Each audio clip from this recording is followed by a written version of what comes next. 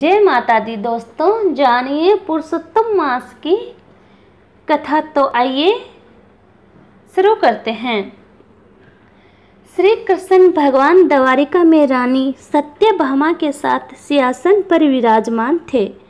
निकट ही गरुड़ और सुदर्शन चक्र बैठे हुए थे। तीनों के चेहरे पर दिव्य तेज झलक रहा था।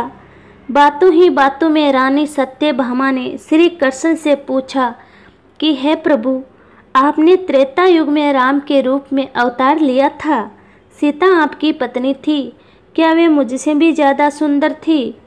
द्वारिकाधीश समझ गए कि सत्यभामा को अपने रूप का अभिमान हो गया। तभी गरुड़ ने कहा कि भगवान, क्या दुनिया में मुझसे भी ज़्यादा तेज गति से कोई उड़ सकता है? इधर सुदर्शन चक्र से भी रुका नहीं गया और वे भी कह उठे कि भगवान, मैंने बड़े बड़े युद्धों में आपको विजयश्री दिलवाई है। क्या संसार में मुझसे भी ज़्यादा कोई शक्तिशाली हो सकता है? भगवान मन ही मन मुस्करा रहे थे। वे जान रहे थे कि उनके तीनों भक्तों को अहंकार हो गया है और इनका अहंकार नष्ट करने का समय आ गया है। ऐसा सोचकर उन्होंने गरुड़ से कहा कि हे गरुड़, तुम हनुमान के पास जाओ और कहना कि भगवान राम माता सीता के साथ उनकी प्रतीक्षा कर रहे हैं। गरुड़ भगवान की आज्ञा लेकर हनुमान को लाने चले गए। इधर श्री कृष्ण ने सत्यभामा से कहा कि हे देवी, आप सीता के रूप में तैयार हो जाए। और स्वयं द्वारिकाधीश ने राम का रूप धारण कर लिया। मधुसूदन ने सुदर्शन चक्र को आज्ञा देते हुए कहा कि तुम महल के प्रवेश द्वार पर पहरा दो और ध्यान रहे कि मेरी आज्ञा के बिना महल में प्रवेश कोई ना करे।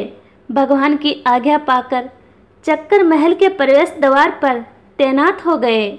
गरुड़ ने हनुमान के पास पहुंचकर कहा कि हे वानर श्रेष्ठ, भगवान राम माता सीता के साथ द्वारिका में आपसे मिलने के लिए प्रतीक्षा कर रहे हैं।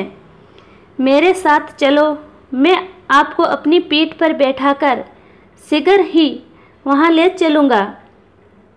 हनुमान ने विनयपूर्वक गरुड़ से कहा, आप चलिए, मैं आता हूँ। गरुड़ ने सोचा, पता नहीं ये बूढ़ा वानर कब पहुँचेगा। खैर, मैं भगवान के पास चलता हूँ। ये सोचकर गरुड़ शीघ्रता से द्वारिका की ओर उड़े। पर ये क्या, महल में पहुंचकर गरुड़ देखते हैं कि हनुमान तो उनसे पहले ही महल में प्रवेश कर चुके हैं और प्रभु के सामने बैठे हैं। गरुड़ का सिर लज्जा से झुक गया। तभी श्री राम ने हनुमान से कहा कि पवन पुत्र, तुम बिना आज्ञा के महल में कैसे प्रवेश कर गए?